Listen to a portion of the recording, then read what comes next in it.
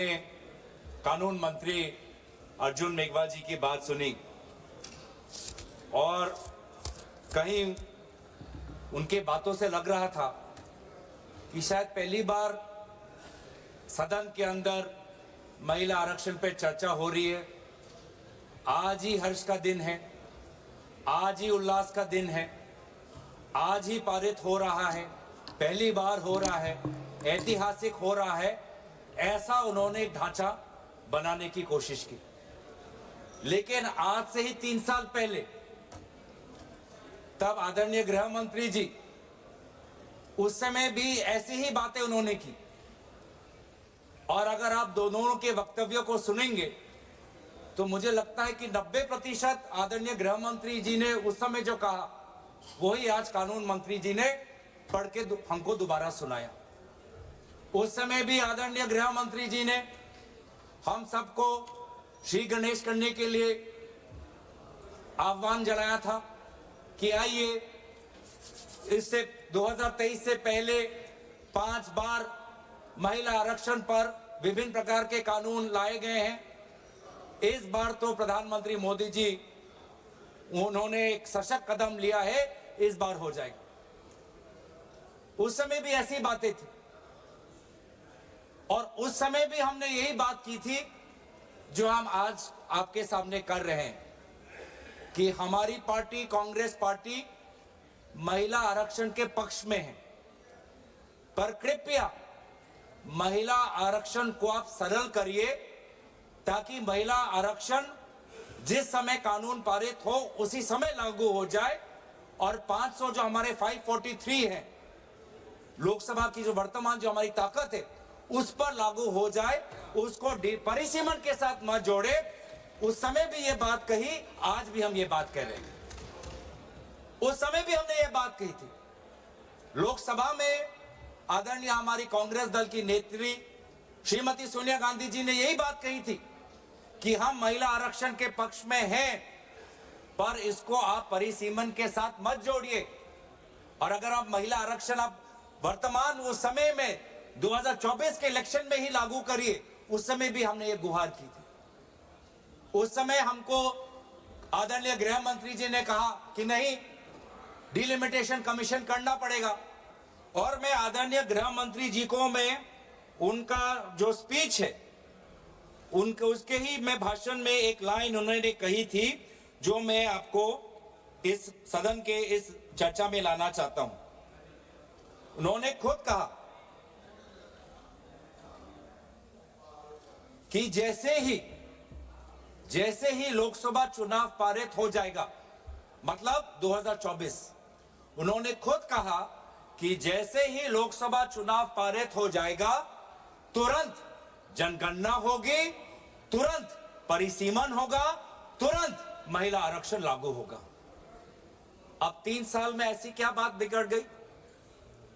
3 साल में ऐसा क्या बदलाव आया कि लोकसभा चुनाव के बाद बस 2 साल ही हुए हैं और अगर आप इस विधेयक के statement of objects and reasons पढ़े तो खुद आज सरकार यह कह रही है कि जो अगला जनगणना होगा, जो अगला परिसीमन होगा, उसमें काफी समय होगा, काफी समय लगेगा और काफी उसमें डिले होगा।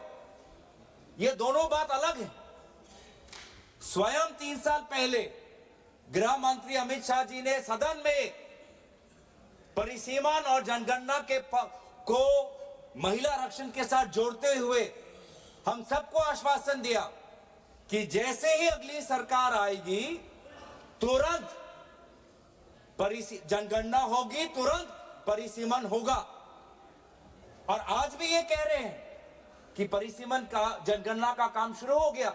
अभी कुछ समय पहले आदरणीय गृह मंत्री अमित शाह जी ने कहा कि घरों की संख्या शुरुआत हो गई, घरों की संख्या कितनी है शुरुआत हो गई और फिर व्यक्तिगत जनगणना उसकी शुरुआत होगी। तो क्यों आप अपने ही बिल में कह रहे हैं कि अगला जनगणना, अगला डिलिमिटेशन एक्सरसाइज में काफी समय लगेगा? तो इसका हम क्या समझे?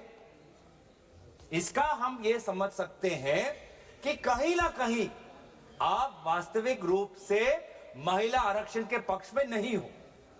आप बार बार महिला आरक्षण में विभिन्न प्रकार के अटकलें ला रहे हो ताकि महिला आरक्षण को और पीछे किया जाए और बाद में हो। जो बात आसानी से हो सकती है, जो बात सरलता से हो सकती है, उसमें आप बार बार पेचीदा अटकलें लाके उसमें आप विलंब ला रहे हो। तभी आप 2023 में अगर आप हमारी बात सुनते तो 2024 में महिला आरक्षण आ जाता। और आज भी हम कह रहे हैं कि इस महिला आरक्षण को आप परिसीमन के साथ मत जोड़ो, महिला आरक्षण लाओ। वर्तमान में जो हमारी ताकत है 543, उसी पे आप लागू करो। हम पूरा आपका समर्थन करेंगे। 2029 में लाना चाहते हो, कृपया लाइए। पर जो बात आपकी, जो हर बात में आप जो राजनीति करते हो, सिंबोलिज्म की पॉलिटिक्स जो करते हो, ये साफ साफ इस आपके इस बिल में, तीनों बिल में दिख रहा है कि ये आपका महिला आरक्षण लाने का बिल नहीं है। ये देश को बैकडोर के द्वारा परिसीमन करने का ये बिल है। ये आपकी मंशा है, महिला आरक्षण बिल नहीं है। ये हम परिसीमन की आपकी ये मंशा है। उस पे आप महिला आरक्षण का आपने एक लेबल लगा दिया है, ढांचा लगा दिया। कितनी दुख की बात है, कितनी शर्म की बात है कि अब महिला आरक्षण को ही आप ये ढांचा मिला, महिला आरक्षण ही आपका सुरक्षा कवच बना आपकी राजनीतिक मंशा को छुपाने के लिए, और कोई आपको विधेयक नहीं मिला। मतलब आपकी ही मंशा नहीं है। और दूसरी बात यह है कि विलंब क्यों? पहली बात तो शंका इस बात पे उठती है कि आप महिला आरक्षण के पक्ष में नहीं हो, नहीं तो आप तुरंत लेके आ जाते। और दूसरा जो शंका मन में पैदा होता है कि आप जाति जनगणना के पक्ष में नहीं हो, क्योंकि 2023 और 2026 के बीच में एक ही अंतर आया है। 2023 में भी आपकी सरकार, 26 में भी लोगों ने आपकी सरकार लेके आए। 2023 में आपने कहा कि जनगणना होगी, परिसीमन होगा, फिर महिला आरक्षण होगी, और आज आप कह रहे हैं कि नहीं, जनगणना से पहले हमको महिला आरक्षण लाने की कोशिश करना चाहिए। क्या फर्क आया? फर्क बस इतना ही आया कि पूरे इंडिया अलायंस और विभिन्न विरोधी दल के दबाव में आदरणीय राहुल गांधी जी के नेतृत्व में हमने आपके सरकार को विमर्श किया कि आपको जनगणना के साथ जाति जनगणना करनी पड़ेगी, जिसका उल्लेख आपने एक प्रेस रिलीज के द्वारा आपने फरवरी के महीने में किया। दबाव में आके किया, इसके पक्ष में आप नहीं थे। इससे प्रेस रिलीज से पहले कई बार सदन के अंदर, सदन के बाहर क्या क्या हम पर आलोचना नहीं हुई। कभी अर्बन नक्सल, कभी देशद्रोही, क्या क्या नहीं कहा। देश का बंटवारा चाहते हैं, क्या क्या आरोप नहीं लगाया। लेकिन जब आपने खुद देखा कि देश के लोग, अति पिछले वर्ग के लोग, अल्पसंख्यक जब वो चाहते हैं, जनजाति लोग, अनुसूचित जाति लोग जब वो चाहते हैं कि जाति जनगणना हो, तो आपने विमर्श होकर आपने जाति जनगणना लेके आए। अब आप वो जाति जनगणना को नहीं करना चाहते, आप नहीं लागू करना चाहते। अभी भी समय है, 2026 है। आप कह रहे हो कि काम आपका शुरू हो गया है, तो आपको क्यों लगता है, आपने क्यों यहां पे लिखा है कि कंसिडरेबल टाइम लगेगा और पार्टिसिपेशन ऑफ वुमेन जो है हमारी पॉलिटिक्स में वो डिले हो जाएगी? मतलब आप जाति जनगणना के पक्ष में नहीं हो। साफ साफ आपका उद्देश्य, आपकी राजनीति यहां पे है। मैं पढ़ देना चाहता हूं।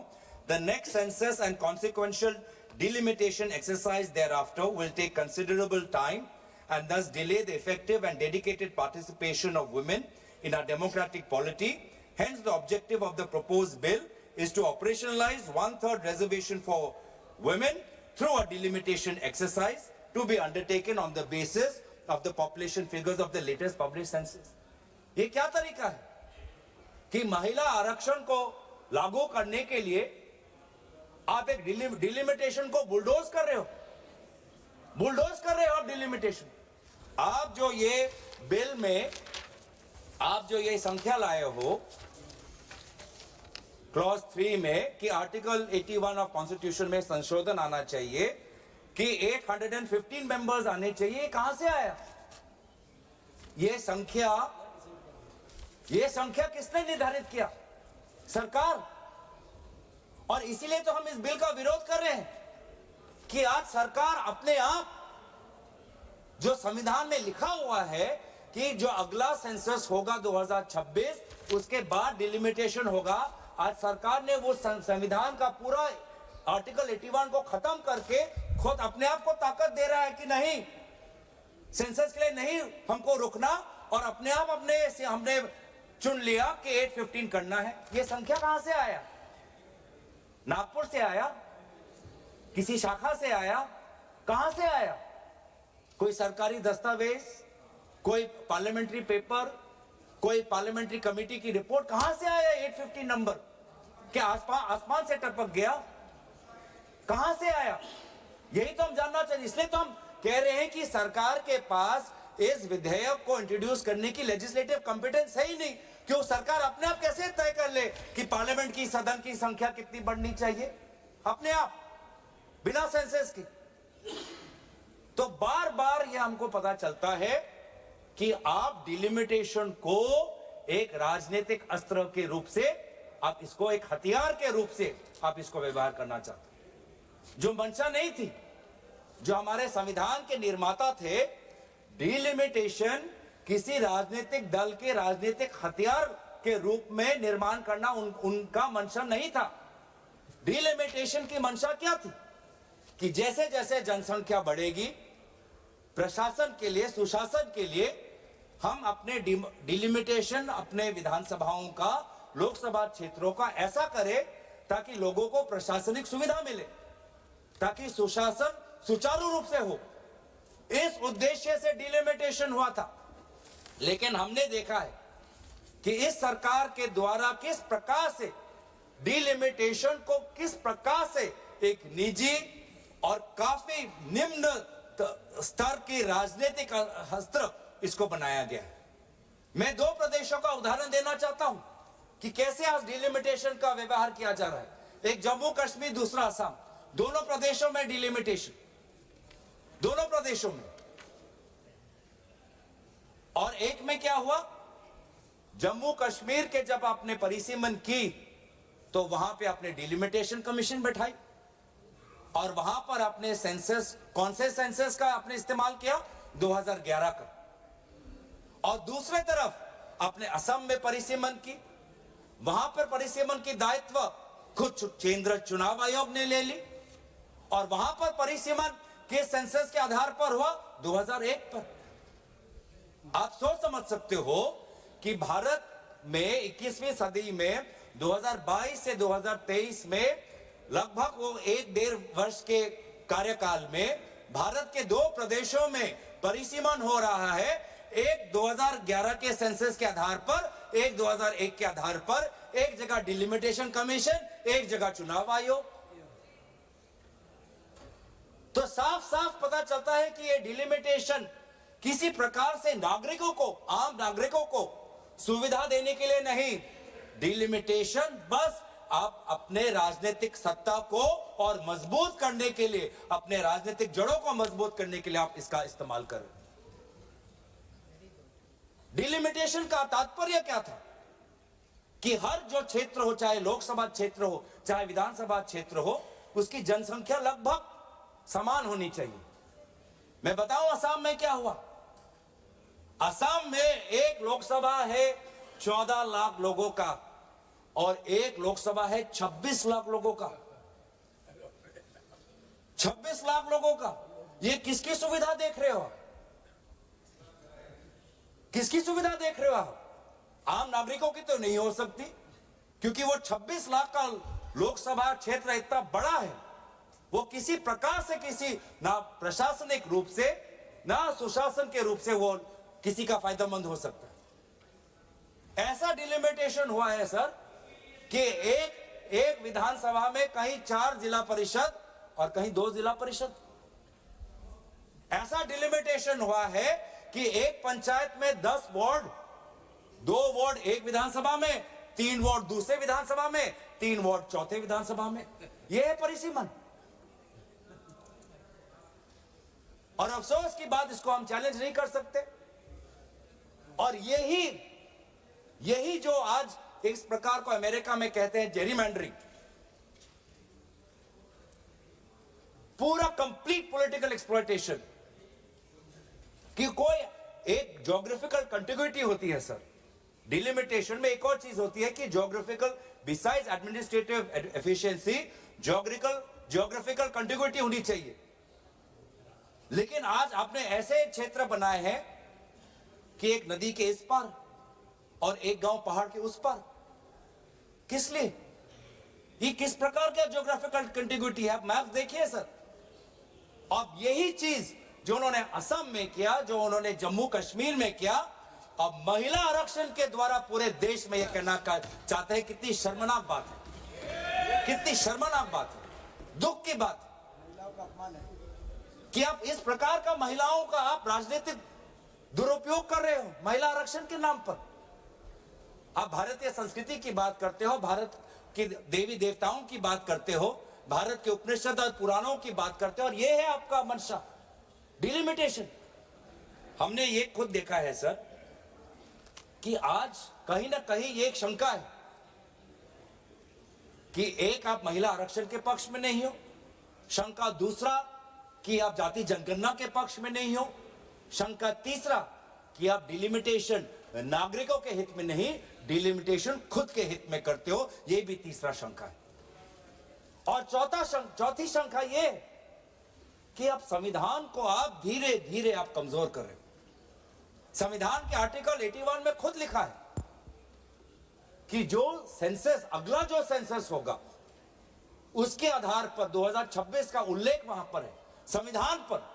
संविधान में उल्लेखित है आर्टिकल 81 में कि 2026 में जो सेंसस होगा, उस जो सेंसस जब पब्लिश होगा तो उसके आधार पर हम आगे बढ़ेंगे, डिलिमिटेशन होगा। अब आज आप इस महिला आरक्षण के बिल के द्वारा आप संविधान को भी कमजोर कर रहे हो।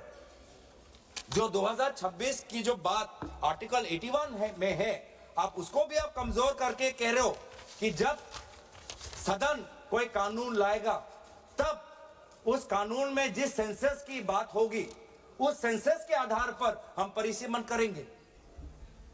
मतलब जो बात संविधान में लिखी है, जिस बात को चाहे किसी दल की सरकार आए उस बात को अमल करना है, आपने उस संवैधानिक सुरक्षा को कमजोर कर आपने एक ऐसा कानून लाना चाहते हो कि सदन में जिसकी ताकत, सदन में जिसकी बल, वो निर्धारित करेगा कि किस सेंसस के आधार पर परिसीमन हो। वाह, तो किस प्रकार से संविधान के पक्ष में हो। ये बिल महिला विरोधी है, ये बिल जाति जनगणना विरोधी है, ये बिल संविधान विरोधी है, ये बिल जो हमारे पूरे प्रदेश का, पूरे देश का जो फेडरल स्ट्रक्चर है उसके विरोध, फेडरल स्ट्रक्चर के विरोध। सर, हमारे अध्यक्ष महोदय,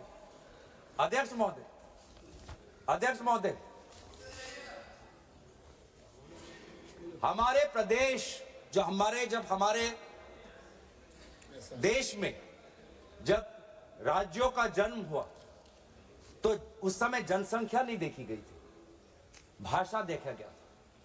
भाषाओं के आधार पर एक लिंग्विस्टिक रीऑर्गेनाइजेशन हमारे प्रदेशों का हुआ था।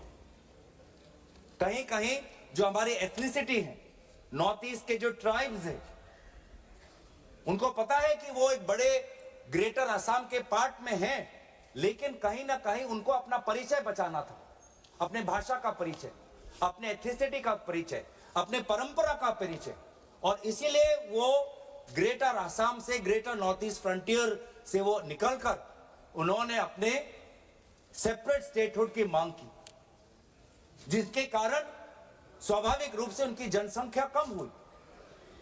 आज वो जो मांग उन्होंने की, अपने परिचय की, अपने स्वाधीनता की, अपने भाषा की, अपने जाति की, अपने परंपरा की, आज उसके लिए उनको प्रताड़ना करना, उनको प्रताड़ित किया जा रहा है, क्योंकि जनसंख्या के आधार पर उनकी कभी ताकत इतनी होगी नहीं कि सदन के अंदर कोई नागालैंड में का होकर बुलंद अपनी आवाज रखे, कोई अरुणाचल का होकर बुलंद अपनी आवाज रखे, कोई मिजोरम का होकर बुलंद अपनी आवाज रखे। आज भी हमारे भारत देश में कई ऐसे प्रांत हैं जो स्टेटहुड की मांग कर रहे हैं। गोरखा का एक मांग है, सेपरेट स्टेटहुड की मांग कर रहे हैं।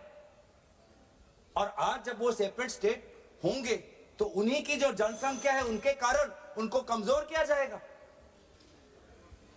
तो आपने जो एक विषय है, जिस विषय पर हमारे केसी वेणुगोपाल जी ने कहा कि हमारे जो पूर्व प्रधानमंत्री हैं स्वर्गीय इंदिरा जी, स्वर्गीय अटल जी, उन्होंने पूरे जो हमारी फेडरल बैलेंस है, संतुलन है, उसको बचाने के लिए फ्रीज डाला था पॉपुलेशन सेंसस में 1976 और 2001 में। एक बड़े एक सोच के साथ आज आप उनसे भी परे हो रहे। आप तो कांग्रेस के स्वर्गीय प्रधानमंत्री इंदिरा जी से तो बड़े अपने आप को समझते हो, आप स्वर्गीय अटल जी से भी अपने आप को बड़े समझते हो, जो एक अटल जी से भी, स्वर्गीय अटल जी से भी अपने आप को आप बड़े स्टेट्समैन समझते हो। तो जो आज ये पॉपुलेशन की जो बात है, एक संतुलन की बात है, जिसको मैं काफी बारीकी से समझना है, फेडरल स्ट्रक्चर को के बैलेंस को पकड़ने के लिए बहुत सबको साथ, सारे प्रदेशों के मुख्यमंत्री, सारे विभिन्न दलों के साथ बातचीत करनी है। उसको आप महिला आरक्षण के नाम पर सबके बुलडोज कर रहे हो आप। हम दोबारा आपको कह रहे हैं, लाइए महिला आरक्षण, हम इसके विरोध में नहीं है, महिला आरक्षण लाइए, लेकिन ये परिसीमन के अटकेले और इस परिसीमन के जाल से इसको बाहर निकालिए, सरल करिए, आसान करिए, लागू करिए, ताकि हम सब देख पाए। इससे महिला आरक्षण के द्वारा आप अपने राजनीतिक रोटियों को मत सेकें। मैं दोबारा कोशिश करूंगा कि काफी परिसीमन को लेकर इस देश में गंभीर सवाल उठ रहे हैं, जिस सवालों का जवाब, जिस मसलों का समाधान पूर्व में हमारे स्वर्गीय प्रधानमंत्री ने किया है, और काफी एक बारीकी से काफी संतुलन उन्होंने सृष्टि करने में वो सफल हुए। उस संतुलन को आप अपने राजनीतिक रोटी के लिए, अपने राजनीतिक मुनाफा के लिए भारत के उस संतुलन को मत बिगाड़िए, मत बिगाड़िए। आज भी हम एक, जैसे राहुल जी ने कहा है कई बार कि हम यूनियन है एक स्टेट्स के, इस यूनियन में चाहे स्टेट की जनसंख्या बड़ी हो या स्टेट की जनसंख्या कम हो, जनसंख्या के आधार पर उनको राजनीतिक रूप से उनकी ताकत को आप कम मत करिए या बढ़ाइए मत, सबको तवज्जो मिले, भारत की जो हमारी अखंडता है वो अमल रहे और भारत हमेशा सशक्त रहे। इसीलिए परिसीमन पर गंभीर चर्चा हो और इस प्रकार से बुलडोज ना करे। महिला आरक्षण पर आप उसको इस ढांचे से निकाले, एक सरल बिल लाइए, जो आप हमारे सुझाव को कबूल करिए।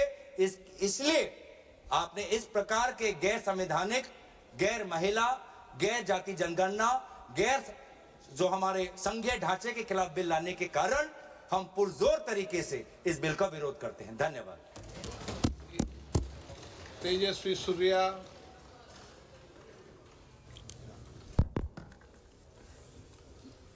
Thank you, Speaker, sir.